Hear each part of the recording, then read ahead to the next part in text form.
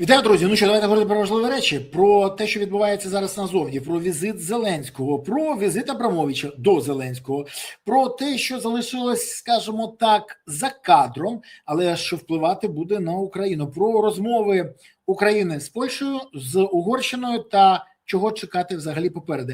А ще про багато цікавих моментів, які чомусь у нас не дуже висвітлюють у ЗМІ. Про все це інше будемо говорити сьогодні з колишнім міністром інфраструктури та екс-військовослужбовцем Володимиром Омеляном. Володимир, вітаю тебе. Борислав, вітаю. Дякую за запрошення. Радий бачити, як завжди. Скажи мені, будь ласка, те, що я анонсував на минулому тижні, початок великого турне Зеленського, спочатку Британія, Лондон, потім Естонія, Таллін, далі Угорщина, Будапешт, велика поїздка з великими гучними заявами. Але поки зустріч Зеленського в Лондоні якби закінчилась, хоча й пройшла в доволі напруженій атмосфері. Попри позитивні заяви в фіналі, які ми згодом обсудимо, у Зеленського вимагали пояснень з питань таємних переговорів з Росією та відповіді на те, як він буде боротися з корупцією. Бо, скажімо так, наші партнери фіксують, що корупція нікуди не ділася. Партнери хочуть не гучні заяви, а реальні дії. Скажи, будь ласка, чи дочекаються вони і чи гроші, які, до речі, буде обслуговувати німці, Берлінський банк, якщо я не помиляюсь, будуть нарешті передані Україні? Чи вони все ж таки в першу чергу спрямовані будуть на європейські оборонні підприємства, які будуть забезпечувати Україну всім необхідним? А от гуманітарні питання будуть вирішувати якраз через тиск на Україну. Хочете допомоги? Давайте долайте проблеми. Давай спробуємо розкласти це запитання на декілька відповідей, бо насправді тут однозначно коротко відповідь дати неможливо. За моєю інформацією, так, дійсно, переговори були доволі складними. Європейці були заскочені тим, що, виявляється, у нас паралельно іде дуже інтенсивний діалог з Росією. До речі, Зеленський теж був не супер щасливий, коли це озвучив Путін, про цього бізнесмена. І це був грім серед ясного неба для Банкової, бо вони то думали, що це все буде тихенько і загорнуто в папірчики. Вибач, переб'ю, але ж він вже з'їв ту цукерку під назвою Стамбул, коли він був впевнений, що ніхто не викине стамбульські домовленості у публічну площину. Але сталося навпаки. Він що, не зміг завчити цей урок? Я думаю, що все-таки, що Абрамович його переконував протилежному. І ти ж бачиш, що насправді Путін багато разів згадував про підпис української делегації на стамбульських домовленостях, але так жодного разу їх не показав привселюдно, чи опубліковані вони досі не були. Це ще один фактор шантажа з боку Кремля української влади. Бо це буде величезним ударом, коли це все вилізе назовні.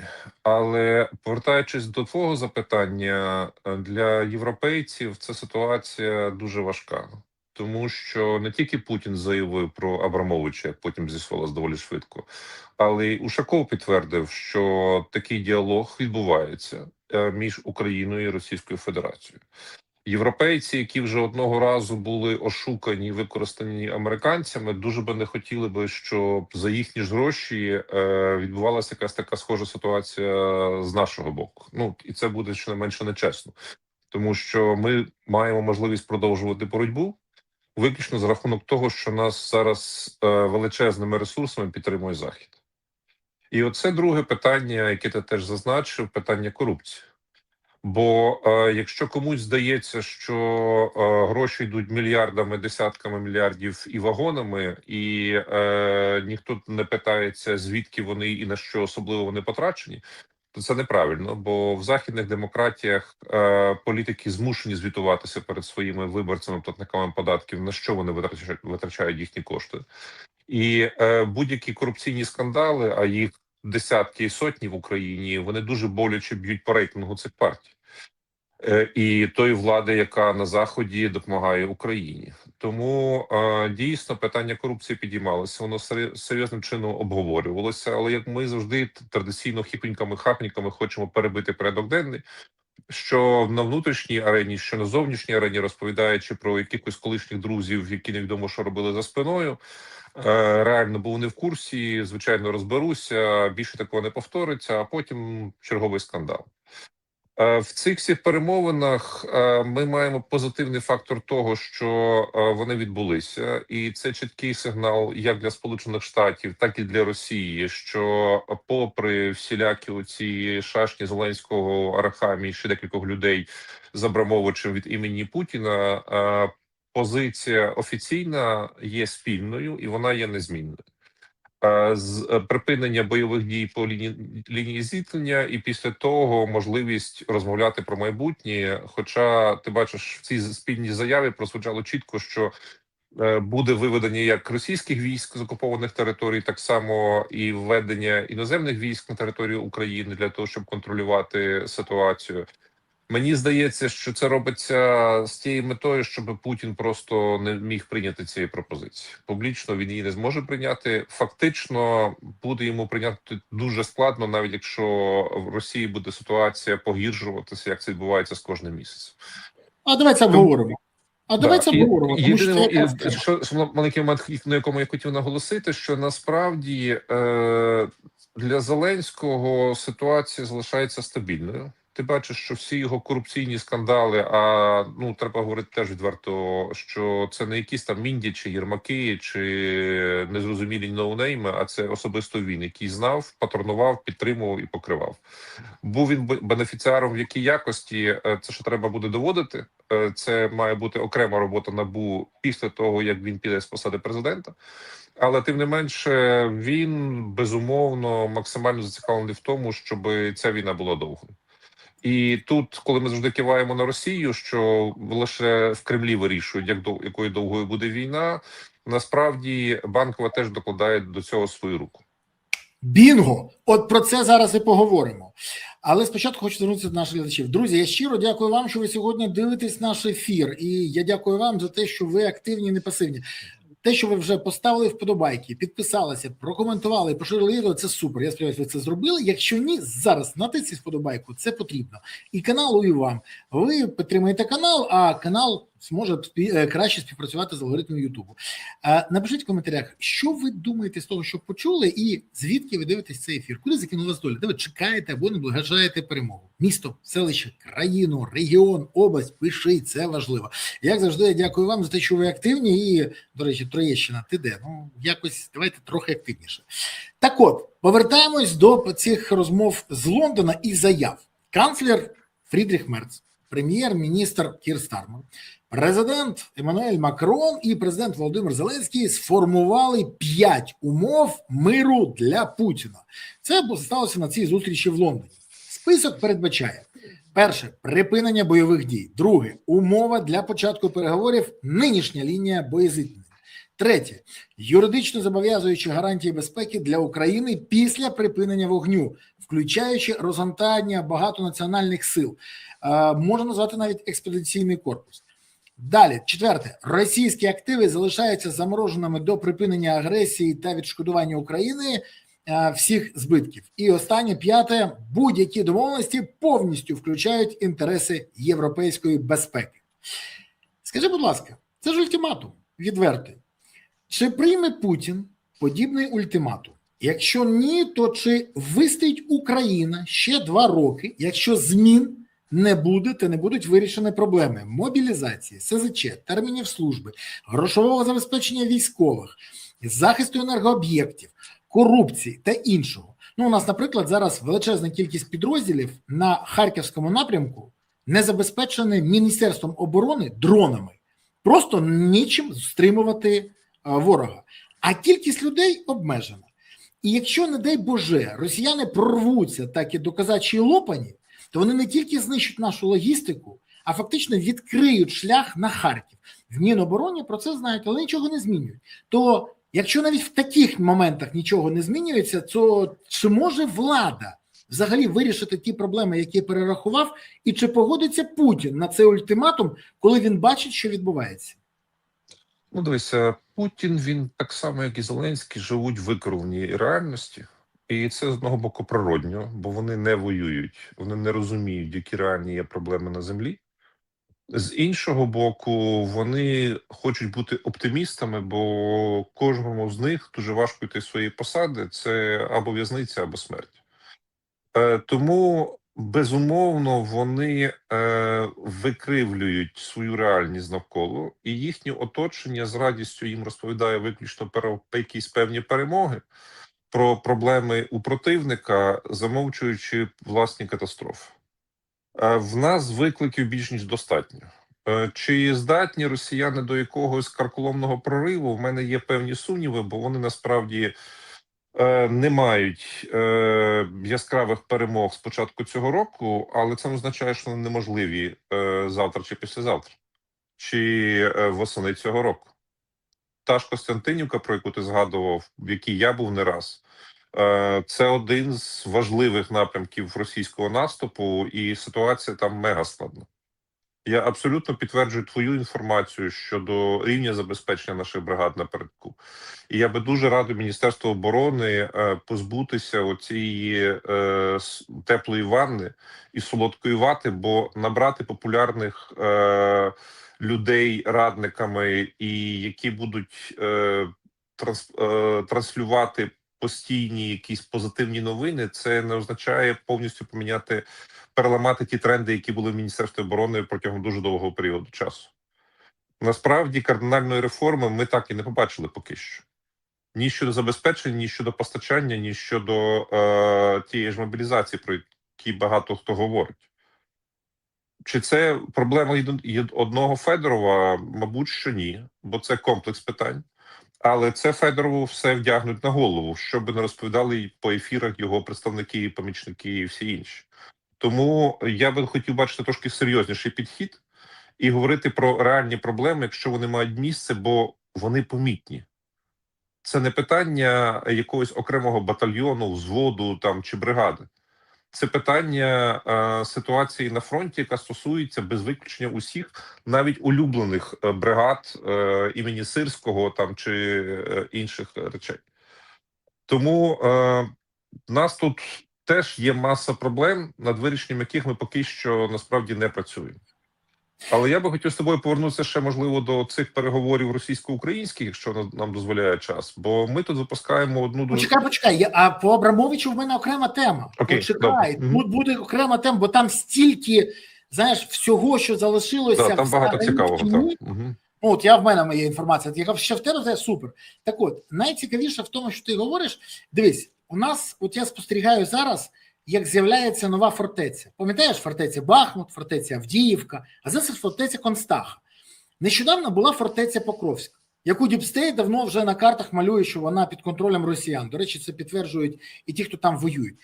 Окрім нашої влади, яка чомусь забула про фортецю Покровськ, і мене щось лякає, що вона може незабаром забути і про фортецю Часів. Скажи мені, будь ласка, от я відверто кажу те, що мені деякі наші друзі в Європі кажуть, ми розуміємо, що у вашій владі зараз на вагах на одній боці спроба освоїти ті 90 мільярдів, які ми будемо намагатися контролювати, як будуть освоювати, намагатися контролювати.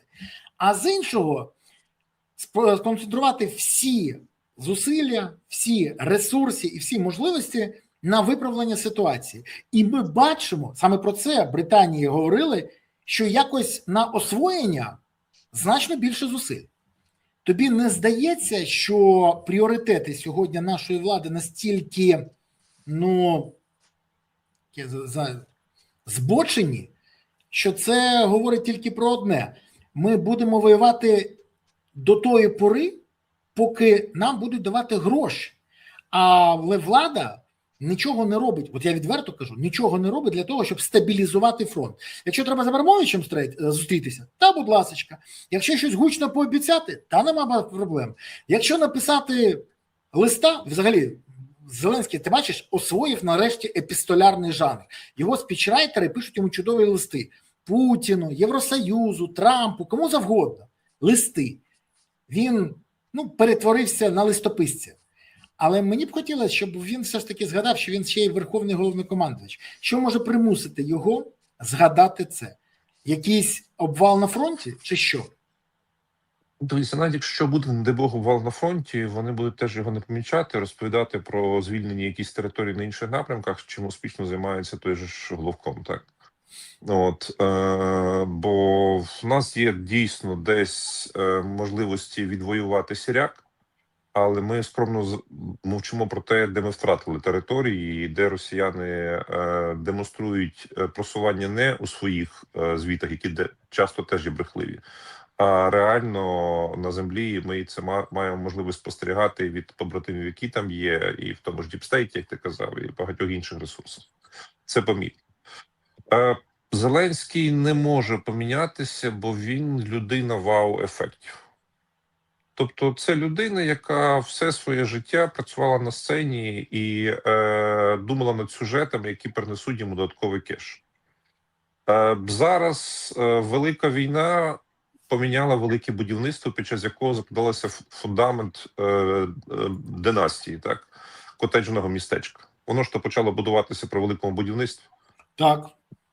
А війна просто збільшила обсяги цього будівництва і фінансування. Тому, на превеликий жаль, це стало бізнесом для багатьох. І, власне, з цього приводу ремствують європейці. Бо якщо ще європейці якось можуть там не помічати чи робити вигляд, що не помічають 4 котеджних будинків, що для мене є дико, тому що люди боролися за Україну, гинули, а ці набивали кишені, будували собі хати. У той самий час, розповідаючи, які вони суперзайняті роботою, дзвінками і формуванням коаліції підтримки навколо України. Виявлялося, вибирали портьєри, цеглу і дахи, і все інше. Але тим не менше, якщо буде аналогічний скандал в оборонці, а він буде неминучий, то це буде жахливим ударом, в першу чергу, для європейців. І це не помітити вони вже не зможуть, і вони будуть змушені пояснити своїм виборцям. І тут, на відміну від нас, де Володимиру Олександровичу вже 7-й рік вдається утримуватися при владі, європейських лідерів такої розкішної можливості немає. Макрон буде звітувати на виборах наступного року. Навіть якщо він каже, що він не йде, для нього вкрай важливо, щоб в нього був послідовник, а не конкурент, який прийде на виборах. В Мерца ситуація теж дуже важка в Німеччині. І може так статися, що ми можемо втратити дуже серйозну підтримку. Я вже навіть не згадую Стармера в Британії. У Стармера взагалі дуже хитка позиція. Хитка, дуже хитка. Ну, у нього, скажімо так, в лейбористів вони в будь-якому випадку, що наступні 2 роки тримаються при владі, а в Стармера особисто дуже непросто. Так, і різні люди різні говорять. Тому це все, розумієш, тобто, якби ми показували героїзм не тільки на лінії фронту завдяки доблесті Збройних сил, які мають можливість, не мають можливості, але тримаються зубами і руками за кожний шматок української землі, але демонстрували успіхи всередині держави по реформуванню країни, що кожен євро, яке було надане Україні, було мультипліковано за рахунок мудрого керівництва, мудрого уряду, далекоглядного президента в десятки і сотні євро. Ну, це була б одна історія. А так вони змушені сором'язливо ховати інформацію про династію, про те, скільки нових мільярдерів постало в Україні за час війни і завдяки війні. І не мають можливості жодного разу сказати, що от українці молодці, проголосували суперзакони, в них працює ідеально суд, в них працюють чудово правоохоронні органи, в них економіка росте попри всі виклики. Бізнес дякує українській владі за те, що створила найкращі умови в такі важкі часи. Цього ж всього немає, хоча це мало би бути. Ти знаєш, ти правий, але є один маленький нюанс. Якщо просто очікувати, то не просто проблеми нікуди не зникнуть, вони масштабуються. Вони масштабуються, і буде ще гірша ситуація. І, на жаль, сьогодні те, що відбувається в питаннях саме мобілізації, військового забезпечення, ну це окрема історія. До речі, 1 червня всі чекали на презентацію реформи армії з підняттям зарплат від 300 до 460 тисяч гривень тим, хто знаходиться на нулі. 1 червня. Це було ровно тиждень тому. Схоже, 1 червня пройшло, але ніхто не вказав, якого року. Тому чекаємо далі. Так от, візит Романа Абрамовича. Він підняв декілька важливих питань. Ну, по-перше, чому влада веде подібні перемовини, приховуючи їх від суспільства? Коли мені хтось каже, а так всюди. Це неправда, це брехня. Наприклад, Сполучені Штати ведуть переговори з Іраном, з яким зараз воюють в Пакистані. Ніхто не знає про що, але інформація є. Нейтральна територія, там зустрічаються. Ізраїль веде переговори із Іраном, і Хезболлою, і з Хамасом в Катарі. І це теж відома інформація, але про що йдуть розмови, ніхто не знає. Але тут чому влада веде і мовчки? Більше того, якщо би Путін не сказав про це, ніхто би не дізнався. А чому Путін це злив? Це теж окреме питання. І найцікавіше, а як в'їхав в Україну Абрамович, якому заборонен в'їзд санкціями, накладеними на нього? І як Арахамія спілкувався з Путіним, якщо це заборонено указом президента? Скажи мені, будь ласка, ти можеш мені це пояснити взагалі і оцю історію? Бо якось воно на голову не налазить. У нас що, тепер указ президента не указ, чи всі тварини рівні, але деякі рівніші? Давай я почну, якщо можна, короткого коментаря про грошове забезпечення, про яке ти згадав, бо насправді Давай. для військ це болісна тема. Проблема в тому, що попри те, що пообіцяли збільшити в рази для контрактників, у нас в бюджеті зараз не вистачає грошей на існуючий рівень грошового забезпечення. І чомусь це ні уряд, ні так звану монокоаліцію в парламенті, ні Верховного Головнокомандувача сильно не хвилює. Я розумію, що вони сподіваються, що в критичний момент Захід все одно дасть грошей, а якщо ні, ми не повинні думати над серйозними речами і не займатися якоюсь безконечною патетикою і розкиданням обіцянок направо наліво. Тепер по Абрамовичу. Ну, вперше, що я хотів би це привітати НАБУ. Вони спокійно тепер можуть виписувати підозру Умєрову. Він втратив свою роль в переговорному процесі. Знову на переговорні позиції повертається Арахамія. Тому ніщо не заважає НАБУ зараз виконати те, що вони мали виконати ще минулого року. По Абрамовичу. Ну, по-перше, дійсно, ця людина досі під українськими санкціями. Мені теж цікаво, чи це було в нас якась поправочка там на 2 дні зняти ці санкції, чи це якимось іншим шляхом вирішили, просто забули, як в нас часто буває. Ну, давайте там виконувати закон, не виконувати, це ж не важливо, можна забути, що його треба було виконати. От, але давай пам'ятати, хто такий Абрамович. Це не лише касир сім'ї Єльцина, це касир і Путіна. Тобто це не просто якийсь представник бізнесу, як він себе намагає подати, часто на Заході, що ледь не жертва путінського режиму. Ні, це повноцінний гравець за столом, це фігура великого масштабу. І, виявляється, в нас є хороші росіяни для Банкової. Ну окей. Більше того, наскільки мені відомо, там були дуже складні і дуже цікаві переговори. Розглядали об'єкти, по яких не треба наносити взаємних ударів. Вибач, будь ласка, це запропонував Абрамович, чи це Абрамовичу запропонували? Ну, те, що я знаю, що Абрамович прибув своїм списком, і українська сторона викатала свій список. А і це у нас знаєш, війна, чи що? Я вибачаю. Якщо з точки зору Росії, там були логічні об'єкти, які в першу чергу стосувалися енергетичної галузі. Не всі об'єкти, звичайно, тих олігархів, які наближені до Путіна.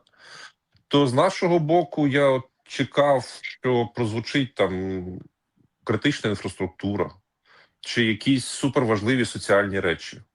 Ну, це розумно. Обговорювалися якісь об'єкти дуже цікавого бізнесу, та, як кажуть, пов'язано з виробництвом сигарет, що по них не можна в ніякому разі здавати ударів. Почекай. Тож ми не б'ємо по їх енергоструктурі або нафтовому бізнесу, а вони не б'ють по виробництву сигарет? Ну, ти бачиш, я сподіваюся, можливо, що під цим сигаретним бізнесом закамуфльовано виробництво фламінго. 100%. І це 100%. 3000. І це така кодова назва, що кожен там блок сигарет – це одне фламінго. От, але я боюся, що насправді правда може бути теж дуже неприємна. І якщо це вилізло, а воно насправді воно вже вилізло, бо про це знає доволі широке коло людей на Заході в тому числі, то маленький бізнес чергових ларьочників може вернутися величезними втратами для країни. І це, знову ж таки, вказує на пріоритети влади, чим вона насправді займається. Вибач, будь ласка, що перебиваю ще раз, але згадуючи Леоніда Даниловича Кучму, це вже все було. Все було, це ж все було. Стамбул. Всі були впевнені, що все, що підпишуть там в Стамбулі, ніхто не викине, не покаже. А потім стамбульські домовленості оприлюднили Кремль. Ну, звісно, Офіс президента, як завжди, казав, ні, це неправда, а потім вони почали ще видавати все. Аман. Всі казали, ніхто нічого не дізнається. Все про все. Кремль постійно зливає. Вони що, шизануті постійно вірити Путіну, що той нічого не скаже? Як таке Та могло ні, бути? дивися, я думаю, що тут шизи, це для нас шиза, тому що ми переймаємося країною. Хлопців була абсолютно інша логіка дій, і в них все нормально. В Омані було домовлено, що Єрмак заходить на позицію головного смотрящого від Кремля, чи головного резидента, як там завгодно можна це називати. Далі хлопці зривають всі оборонні програми, закривають всі діючі проекти, які могли найменшим чином зашкоджувати Російській Федерації. Забирають війська з кордонів. Під виглядом шатлів на Крим забезпечують нормальний прохід російської армії з усіх сторін, не даючи можливості військовим розгорнутися. Добре, що у нас там був Залужний і Наєв, які в останні там секунди, дні, години вживали хоча б якихось заходів, розуміючи, що якщо вторгнення буде на тиждень пізніше, то вони всі полетять з посади і підуть в тюрму. Бо у вказівки Верховного командувача не було, вони робили це все на свій страх і ризик. Далі росіяни прориваються на усіх напрямках, беруть напівоточення Київ. Далі відбувається Стамбул. Далі в Стамбулі Арахамія і товариші мають підписувати фактичну капітуляцію України. Коли їм б'є по руках Борис Джонсон і каже, що ви не маєте права це робити, це ваша держава, за яку ви повинні боротися. В той час, коли люди гинуть вже десятками, сотнями, тисячами, захищаючи країною з Калашниковими, з коктейлями Молотова, що було під рукою. От і все. Тобто в їхній логіці все нормально, Борислав. Це з твоєю логікою проблеми, з моєю логікою проблеми. В них все чітко за планом. Дивись, одне з моїх джерел говорить, до речі, в Британії, що не все так просто. Колишній власник футбольного клубу Челсі, згідно з законом Британії, про що у нас взагалі всі забули вже, має перерахувати гроші за проданий клуб Челсі Україні. А тут вони можуть використати бути і на ЗСУ, і як завгодно.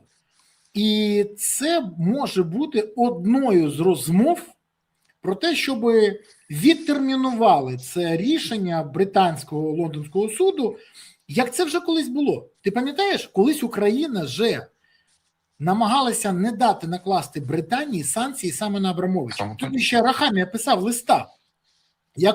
Дивись, я чесно кажу, неможливо все пам'ятати. От я визнаю це. Мені це нагадали британці. Кажуть, так же ж було звернення до Лондонського суду, і тоді Рахамія повідомив, що Абрамович врятував 400 тисяч життів українців. 400 тисяч. Я вибачаюсь, це, мабуть, більше, ніж всі праведники світу врятували там євреїв під час Другої світової. Тому щось тут в мене не склеюється. Але далі було, що Україна, а саме Зеленський, звертався про ненакладання санкцій на Абрамовича, мов він як посередник. Чи може бути і зараз знову, що Абрамович, використовуючи цю можливість, намагається не віддати гроші Україні? А чи погодиться влада України на це? Дивися, він безумовно не хоче віддавати ці кошти. І він використовує будь-які можливості по затягненню цієї передачі. Плюс він використовує, скажімо, підхід, що давайте не збройні сили, а там гуманітарна допомога, ще якась така, але потім.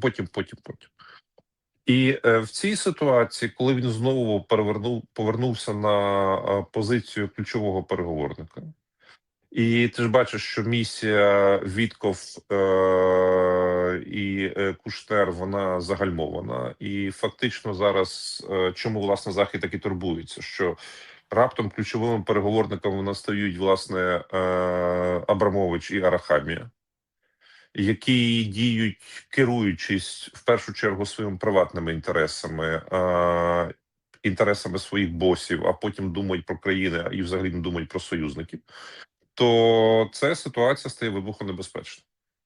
Як далеко вони зайдуть в цих переговорах, я думаю, успіху особливого не буде.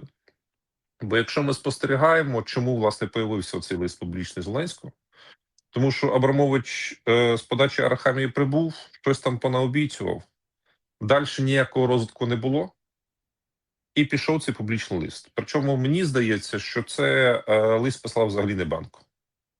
Але це так, тільки моя гіпотеза, я поки що сильно в цьому питанні не розбирався.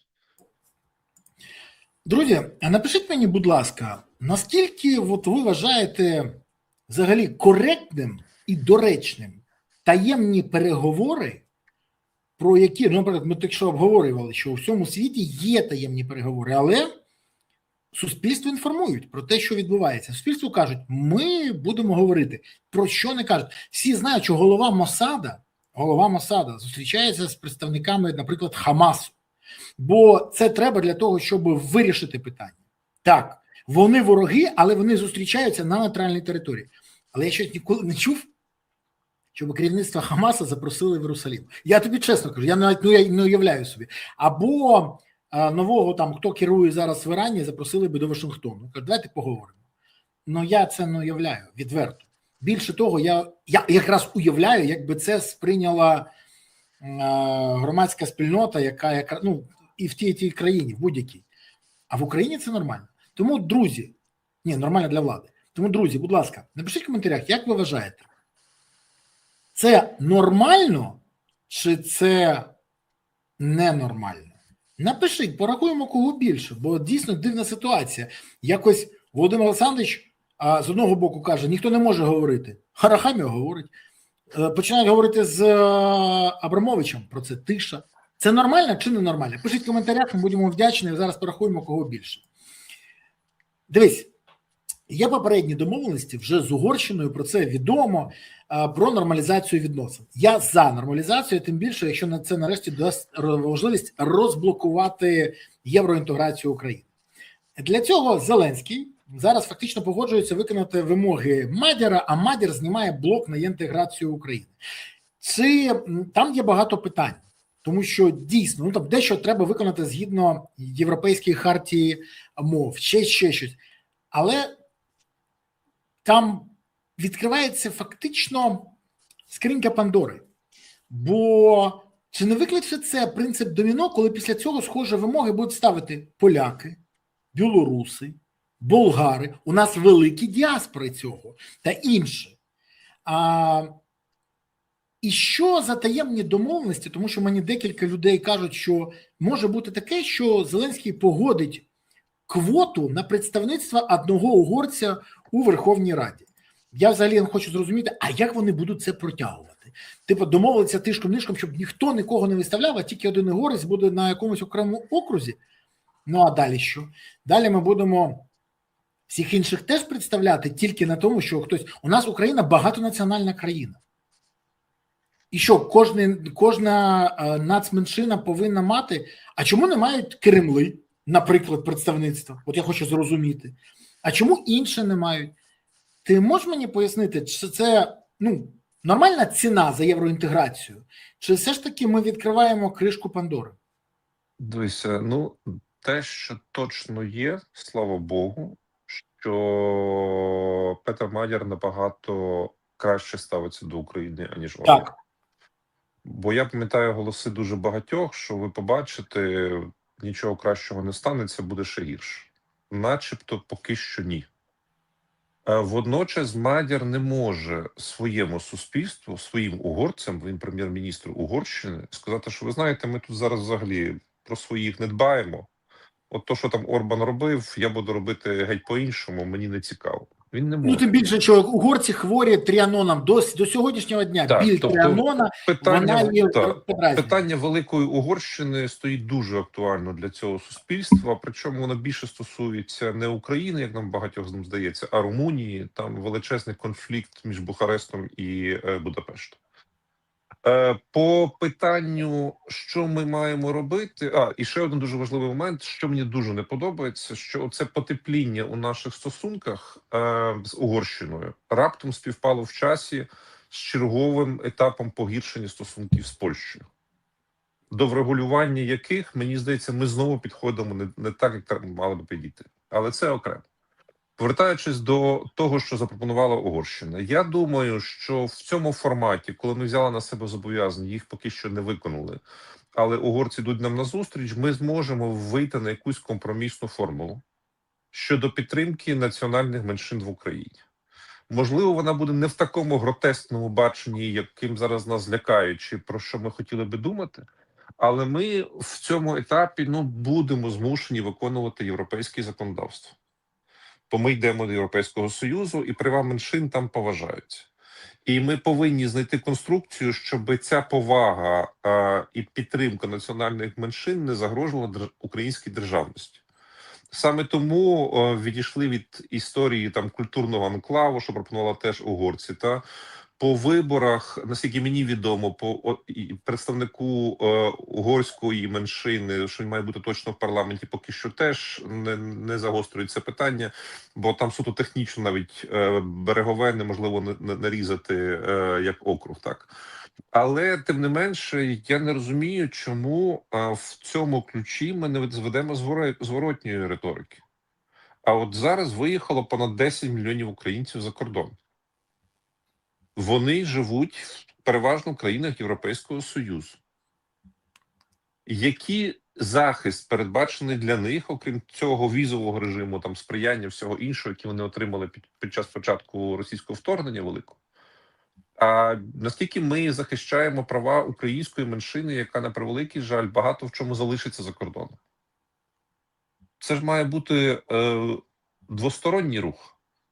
Я навіть не буду згадувати, скільки було українців в Угорщині, яких асимілювали, розмили, і фактично вони стали угорцями, забувши про свою українськість. Це теж питання, яке ми повинні порушувати. І не лише з Угорщиною. Бо ми можемо захопитися виконанням всіх законів, щоб бути в Римі римлянами, але втратити свою державу, якщо ми не будемо дбати про своїх ж українців за кордоном.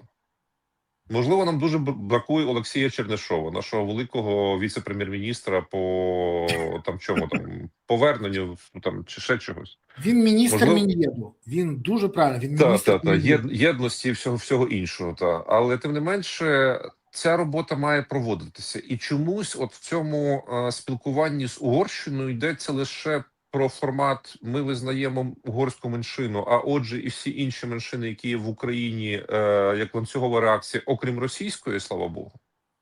А угорці не зупиняють нас на нашому євроінтеграційному шляху. А чому оцей елемент української діаспори за кордоном в Європейському Союзі раптом випав?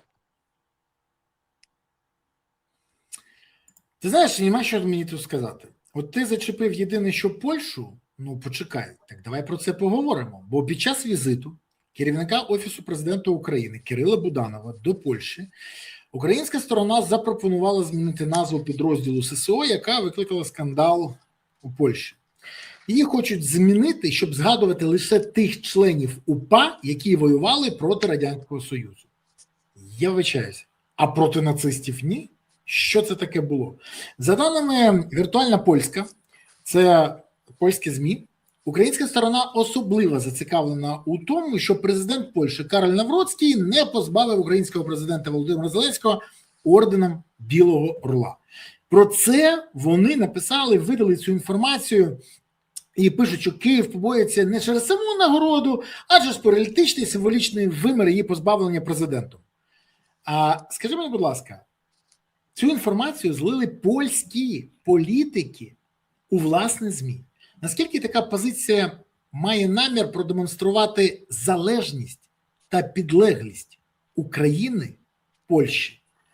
І чи варто України вимагати тоді скасування назви польського підрозділу імені Армії Краєвої? Взагалі, як варто поводитись в цій ситуації? Бо мені здається, це вже заходить кудись за хмари. Я вважаю, що єдина формула, яка випробувана часом і принесла успіх українсько-польських відносин, це є формула «пробачаю і прошу пробачення» з обох сторін. Так, в нас була надскладна історія. Інколи ми були суперпотужною державою, коли перебували разом. Інколи в нас були дуже кровопролитні війни. І пам'ятаючи всі ці трагедії, ми повинні віддати їхні дослідження історикам і думати про майбутнє. Я на 200% переконаний, що багато цих проблем в нинішньому польському суспільстві, які штучно створені окремими політиками, політичними силами, дуже часто за підтримки Москви, вони російський солдат перейде в польський кордон. Бо тоді польське суспільство зрозуміє вчергове, що загроза не з України, загроза не з Києва, а загроза з Росії. Україна, можливо, є зручним партнером для того, щоб так каналізувати людську увагу і зробити її пріоритетом для атак, бо ми зараз не маємо сили і часу з цим розбиратися. Набагато складніше атакувати Росію. Але я вважаю, що ми повинні сконцентрувати всі зусилля нашої дипломатичної служби, наших політиків, нашого бізнесу, що має бути формула виписана в усіх церквах, як зараз було під час влади ПІСу, майже в всіх церквах вони встановлювали ці дошки, що там зарізано на пам'ять поляків битих УПА. Має бути на кожному костьолі «Пробачаю, прошу пробачення». І так само в Україні. Лише таким шляхом ми можемо дійти до якоїсь згоди, розуміти, хто є нашими справжніми ворогами, і що наше спільне майбутнє повинно врахувати помилки минулого, і лише тоді ми будемо успішними націями і партнерами, і, дай Бог, братами, якщо нам це вдасться все буде збудувати. Бо цей шлях, яким зараз йдуть, з боку поляків насамперед, коли підіймається абсолютно зайва хвиля, непотрібна, яка нічого не дає щодо нинішнього контексту чи майбутнього. І ті голоси, які розповідають, що таким чином ми справедливо розбираємося в минулому, це теж несправедливий розбір минулого. Бо з точки зору українців УПА – це герої. Так, у їхніх лавах були і покидьки. Покидьки були так само в армії Крайовій. Тому вони мають бути, відповідно оцінка їм має бути дана. Але для чого брати ці факти і зараз навколо цього будувати публічну думку, це тільки погіршить стосунки між Україною і Польщею. Ні до чого доброго для Польщі це не приведе, в тому числі. Тому я дуже сподіваюся, що Буданов за закритими дверима пам'ятає про ту формулу, яка спрацювала вже раз в минулому, була суперефективною дуже довгий період часу, до тих пір, поки безвідповідальні політики знову не вирішили піти в якийсь шовінізм, щоб набратися політичних балів. Ти знаєш, тут є ще один момент. В них же вибори. І коли вибори закінчаться, проблема в тому, що ця істерія вже нікуди не дінеться. Абсолютно. Наслідки цієї істерії будемо ми споживати і далі. В мене величезна кількість поляків, мої друзі. Коли Київ бомбили 24 лютого, мені телефонував мій приятель, поляк, фотограф, і казав: дивись, головне до Гданська, там довези дружину, дітей, і я там в себе їх заховаю. Ще один мій приятель, вже політик, він казав: можете приїжджати до мене в домі, скільки буде йти війна. До речі, це він тоді сказав: рік, 2, 3, будете жити в мене. Їх позиція не змінилася. Нам треба зрозуміти, не ототожнювати, що це позиція всіх поляків. Ні, це важливо зрозуміти. Це якраз оцей політичний маргінальний тренд популізму, який сьогодні ми спостерігаємо. І коли вони його розкачують, вони повинні розуміти головне. Не дай Боже так станеться, що сапог російського солдата пройде Україною і зайде в Польщу. Тоді поляки зрозуміють, як помилялися, але буде запізно. І оце мені кажуть поляки, які підтримують Україну, які все добре розуміють. На жаль, польські політики дуже хочуть отримати владу в руках. І тому використовують будь-які можливості. Так робив, до речі, і Орбан. Пам'ятаєш, він теж грав в українську карту. Йому не допомогло. а от наслідки споживаємо і сьогодні. Скажи мені, будь ласка, от ти теж згадав, і я гроші для ЗСУ. Десь 2 місяці тому Володимир Олександрович Зеленський, да святиться ім'я його під луною, як того шаха, заявив своєму не візиру, а міністру оборони Федорову, що треба вирішити 3 питання. Пам'ятаєш, він тоді сказав бусифікацію, це сказав президент. Слова мобілізація, перемога він вимовити не може. А бусифікація в нього нормально заходить. Так от, він сказав вирішити питання бусифікації, контрактів і, до речі, і термінів служби. 1 червня це повинно було з'явитися. Тиша, нічого немає. Але депутати, які близькі до Міноборони, почали зливати, таки прогрівати суспільство, буде підняття зарплати, все інше. І тут є проблема. Чому? Тому що де брати ці гроші? Будь-яку реформу можна провести, але коли є гроші, і не тільки на підняття зарплати, на просто проведення, навіть те, що вони хочуть ТЦК перейменувати на офіс комплектування, потрібні сотні мільйонів гривень, якщо не мільярди. Сотні мільйонів. І цих грошей немає. Про те, що немає грошей навіть на підняття зарплати військовослужбовців, що потрібно, до речі, зробити. При тому потрібно було зробити ще декілька років тому, тому що інфляція зжирає ці гроші. Так от, зараз сказала Ніна Южаніна, і вона вказує, нема цих грошей, вони не заплановані по будь-якій статті в бюджеті, їх нема де взяти. Ті кредитні гроші, які нам дають, їх вже не вистачає на те, що треба. І ти правильно сказав, там, якщо не помиляюсь, Ярослав Железняк сказав, що вже 180 мільярдів дира в бюджеті і не вистачає навіть на зарплати, які сьогодні треба виплачувати військовослужбовцям до кінця року. А колишній міністр економіки Ігор Уманський, якого ти добре знаєш, розумна людина, який протримався в уряді Шмигаля 24 дні, тому що вказав на корупційні складові, вказав на всі ці факапи, і його зразу зняли. Він був в мене в неділю в ефірі, він розповідав, це неймовірний ефір. Шановні друзі, якщо ви пропустили, подивіться, там взагалі розклали хто, що, кому, як. І як, коли він вказав на все це, його просто зняли. А скрутки, про які я вказував, залишилися і далі, податкові скрутки. Так от, вони всі кажуть, що грошей нема, але Уманський каже, що ті люди, які сьогодні це обіцяють, вони добре розуміють це.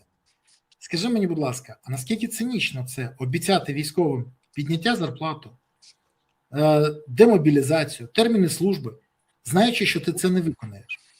Це ж, це треш. Як може Міністерство оборони і Федоров таке пропонувати, якщо вони розуміють, що ані грошей немає на це, ані можливості? Це постулат, який ми повинні запам'ятати. Ми насправді дуже багата держава, яку зумисне роблять бідною ті, які хочуть стати особисто дуже багатими людьми. От коли ти називаєш цифру 180 мільярдів гривень, які не вистачає в цьогорічному бюджеті на зарплати військовим в тих рамках, які вже визначені, то я згадую новину податкової і правоохоронних органів, що за 23-24 рік, якщо не помиляюся, за кордон було виведено понад 180 мільярдів гривень за рахунок всіляких махінацій, в першу чергу на ринку зерна. В тому числі і ті скрутки, які згадував і Уманський, якого я шаную і поважаю. Тобто лише в одному секторі економіки, так, за 2 роки, але лише в одному секторі випарувалося близько 4 з чимось мільярдів доларів. При тому обсязі фінансів, які ми отримуємо з Заходу, при правильному підході управлінському, економіка зараз могла би зростати. Не падати, а зростати. І в нас були б достатні податкові надходження, якщо б не було сірої економіки, зокрема, з якою імітаційно бореться Гетьманцев, і бореться таким чином, що бізнес просто виїжджає з України. А от якби податки невисокі платили всі, і розуміли, на що вони йдуть, не на династії і Межигір'я, а на Збройні сили, і на соціалку, і на охорону здоров'я, і навчання, була б абсолютно інша картинка в державі. Але цього немає. Ми констатуємо черговий раз дірки. То в нас на зарплати військовим не вистачає, чи там грошове забезпечення, то в нас не вистачає грошей на закупівлю, озброєння, потім ще чогось раптом не вистачає. Тобто ми чомусь при плануванні бюджету, згадайте ж історії всіх попередніх років, ми собі планували, що війна закінчиться посеред року, тому не закладали гроші на військо на другу половину року. І гарячково там переглядали бюджети, шукали... По 300 мільярдів кожен рік, до речі, кожен рік 300 мільярдів забували. Так, тобто у нас постійно такі провали. Ми щось не прорахували. Так не прорахували тільки з однієї причини, що ви не вмієте це рахувати. І у вас пріоритети стоять зовсім інші. Бо досі працюють інші бек-офіси. Окей, Міндіч поїхав, а інші бек-офіси не припинили, в тому числі імені його, не припинив свою роботу. І ті самі люди або якісь інші люди дають ті самі незаконні вказівки міністрам, віце-прем'єрам і багатьом іншим причетним до державного сектору економіки. І вони ті вказівки виконують мовчки в силу різних обставин. Це проблема. Це проблема. Тому що через це маємо слабку державу, яка абсолютно залежна по масі речей. І ця залежність не мала би бути. Навіть з тими ж ракетами. Коли вони давно мали бути в строю і валити по Москві і Пітеру. А ми черговий раз дивимося на фотографії і відео, і розповіді Штілермана, як він ось-ось щось там запустить. І робимо вигляд, що, напевно, так все воно і є. Ні, воно так не має бути. Штілерман може бавитися своїми власними грошима і розповідати дружині, що він буде запускати чи не буде запускати. Тут питання виживання держави. Ти не зміг зробити на 3 букви з пляжу, і мають бути інші компанії. Друзі, ви дивитесь цей ефір. Я буду дуже дякувати вам, якщо ви будете трохи активніше. Додайте, будь ласка, вподобайок. Бачу, скільки дивиться, і не бачу, щоб хоч би 50% з вас поставили вже вподобайки. Ставте, це важливо. Ваша активність зараховується, допомагає каналу. Тому я дякую активним. Вистачає пасивних у нас. Нам активних не вистачає. А відроджувати країну треба саме з активними. Поставте вподобайку, натисніть. Дякую. І не забувайте підписуватись, поширювати, і коментувати. Напишіть, що ви думаєте з того, що почули, і звідки ви дивитесь цей ефір. Куди вас закинула доля? Куди? Місто, селище, країна, регіон, де ви чекаєте або наближаєте перемогу. І, до речі, дякую кожному, хто пише сьогодні, як я бачу, з лінії боєзіткнення, хто замість відпочинку дивиться цей ефір. Дякуємо кожному. Скажи мені, будь ласка, вже добу несеться просто неймовірний вкид про те, що Залужний купив квартиру у Лондоні. Притом вкинули це по каналах, які дуже близькі до Офісу Президента. Анонімні телеграм-канали. Мені так подобається, коли постійно анонімні телеграм-канали одне те ж саме роблять і якось в одну те ж саме тему. Більше того, розповідають, що в нього активів на 5 мільйонів доларів. І доходи на посади головкома було 10 мільйонів тих самих вигаданих доларів. І от в мене відчуття, що я вже теж, це ж було. А декілька днів до того був ще один вкид. Я сподіваюся, ти теж читав. От без зупинки, вкид за вкидом, атаки на Залужного. Скажи, будь ласка, чому там муляють Залужний? Це чесно. По-перше, це смішно, бо не Залужний, а Зеленський купив елітну нерухомість в Лондоні. І не де-небудь, а на Бейкер-стріт напроти музею Шерлока Холмса. До речі, там нещодавно був зроблений ремонт і з'явилися нові меблі. Але згадки про це в декларації президента чомусь немає.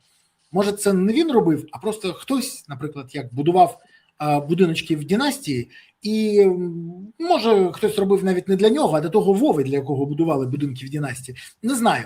Але, по-друге, саме ж Залужний, я пам'ятаю, це не взяв собі $1 мільйон, які йому заповів громадянин Сполучених Штатів українського походження Григорій Степанець, передав їх на потребу ЗСУ. А в той час розслідувателі Пандори Пейпер, проєкт «Слідство інфо» ще в 2021 році показали, як структури Володимира Зеленського та квартал 95 отримали приблизно 40-41 мільйон від Приватбанку через мережу офшорних компаній, через яку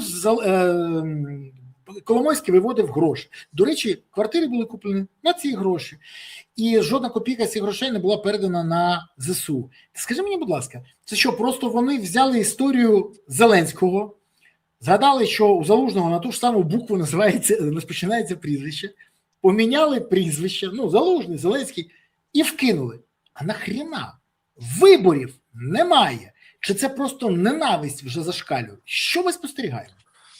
От, знаєш, для себе я вже вивів певну закономірність. Як тільки якісь проблеми в Андрія Борисовича, влада зразу починається на загострення, намагається там компрометувати мене або посадити, або ще якісь там речі зробити.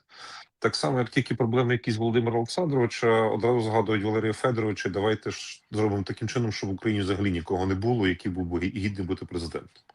Візит Абрамовича і зразу ж втік. Абсолютно, дуже. Абсолютно. Вони ж живуть тим, що одна подія має перебувати іншу. Вони розуміють, що факт Єрмака в СІЗО ти не зміниш. Це вже сталося. Давайте посадимо Омеляна, щоб був біля нього в СІЗО, і про це теж говорили люди і забули про Єрмака. Так само приїхав Абрамович, все, вони зрозуміли, це потекло. Це не зупиниш. Буде маса незручних питань. Давайте поговоримо про Валерія Федоровича. Що там в нього з хатою?